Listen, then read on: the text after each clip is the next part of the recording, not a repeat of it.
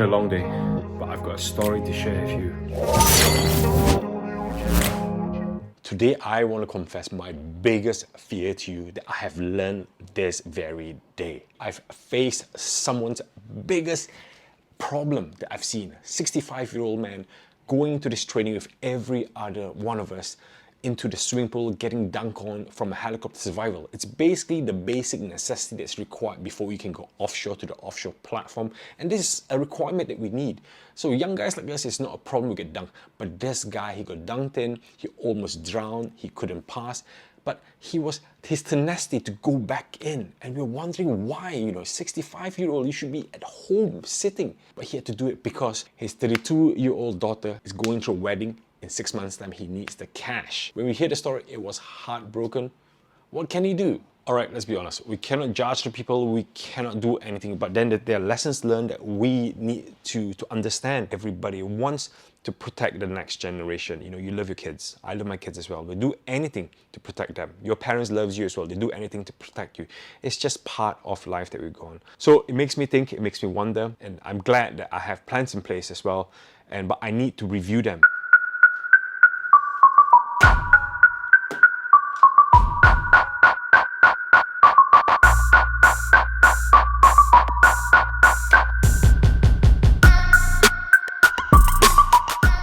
So the first thing I will be doing is investing what I'm doing, portfolio. Turn my growth portfolio eventually into value, meaning that some of the stocks to turn into dividend. But some companies like that, so Google, Facebook, Nvidia, they will not be growing for long. In the next 20 years, they will turn into dividend stocks. So this is time to capture them and let them grow. And who knows, they'll be the next Coca-Cola stocks who's paying Warren Buffett millions. The second one is educational content. I want to document all my educational content.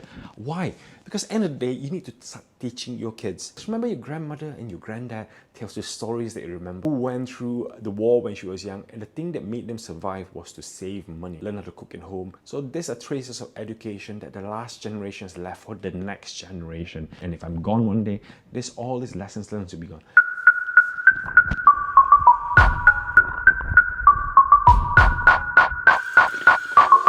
And number 3, it's really taking a risk. If you don't take a risk, you'll never know where you end up. Of AI replacing my job, I'm learning about AI, I'm learning about coding, I'm learning about opportunities. Remember the dot-com bubble boom when it came out? You remember back in the 80s when there were a rush of opening businesses around? It's gonna be wrong if something comes to replace and try to relearn again and be up to speed with the younger generation. It's sometimes good before the risk consumes you. And lastly, it's really being outside of your comfort zone. I don't understand when I go on Facebook, I see my friends, all they do is binge watch Netflix. They talk about the sports team they support. I mean, is that going to really change your life? There's nothing wrong learning new courses. There's nothing wrong breaking out of your comfort zone, trying new jobs. But people, for some reason, when you're above 35, going to 40, you tend to want to stay in your comfort zone. You only want to talk about the topics that you know.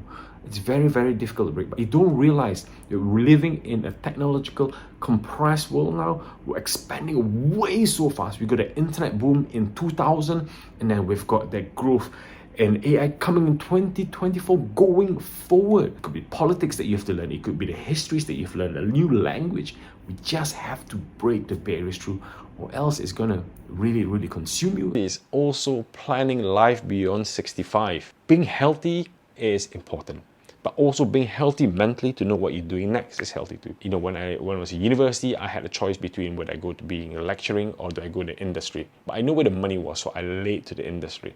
But eventually, I want to go back into teaching. I want to teach the next generation. It's the next generation that I want to teach and educate, because I think there are many lessons learned as a later age gentleman or lady that you can harness and share with people. It's okay to plan life beyond 65, so it gives you the edge to also be healthy and think about living beyond that life person. That's why Japanese live long, because they plan on what they want to do for future. Now I'm going to leave you a very stoic quote. Don't be afraid of adversity. Face it like it's your second habit. And once you face adversity, that's when you grow. Because I think sometimes it's good to have conversations like this, nothing from textbook, just off your heart, and share with everyone. Thank you very much and have a good day.